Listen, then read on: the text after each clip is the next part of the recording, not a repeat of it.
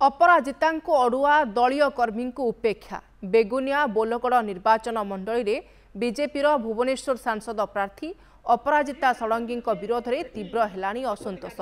अपराजिता अणदेखार अतिष्ठ हो दलीय कर्मी करिसेंती उपेक्षित कार्यकर्ता सम्मिलनी। बोलगड़ ब्लॉक 27 नंबर जोन समस्त पंचायतर बीजेपी कर्मी एकाठी हुई अपराजिता भोट न देबाकू संकल्प नहीं।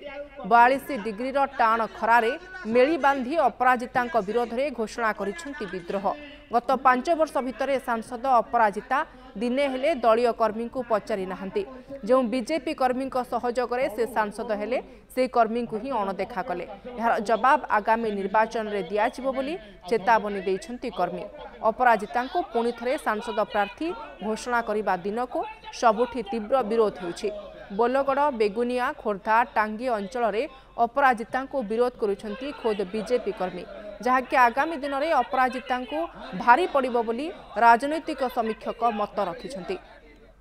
अपराजिता जेतेले प्रथमे बीजेपी रे शामिल हेले से समय बीजेपी कार्यकर्ता मैंने असंतुष्ट हो रही। कारण ना से केबे हेले पुराना कार्यकर्ता मान पार्टी जो धारा अच्छी से धारा अनुसार गलेनी। पुराना कार्यकर्ता मान साथी धरी चलिले से आशा पूरण हम ना। तेणु सी नुआ नुआ लोक नहीं चलिए। जदि अपराजिता प्रार्थी हेले आम अंडर जो लोकसभा अंडर जो 25 जिला परिषद जोन अच्छी सबू जोन में सभा करूँ। सबू पुराना कार्यकर्ता मान एकाठी करूँ। एकाठी करके अपराजिता प्रार्थीत्व को आम विरोध करूँ। जदि अपराजिता टिकेट न काटे आम सहयोग कर नोटारे भोट देवु। उद्देश्य अपराजिता षडंगी को आम बेगुनिया बोलगड़ हटाइबू। यही हूँ आमर निर्दिष्ट संकल्प। सी आमर ये 5 वर्ष रहिले किछि लोकंकर कौनसी गोटे हेले काम करना।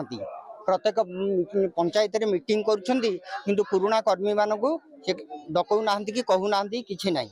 सेथि सकाशे आममानकर मन क्रोध आमे तांको ये 5 वर्ष हटेइबू। वर्तमान आमे जेतोले अपराजिता षडंगी 2019 मसीह आसिले से कहते आमे किंतु वर्तमान से मु कहउछंती।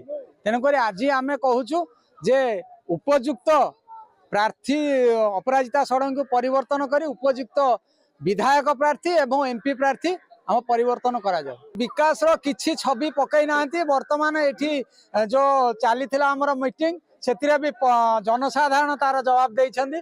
से अपराजिता षडंगी दलीय कार्यकर्ता जे पर्यंत साथी रे नहीं कार्य न करिवे तांको आमे प्रत्याख्यान करिवे।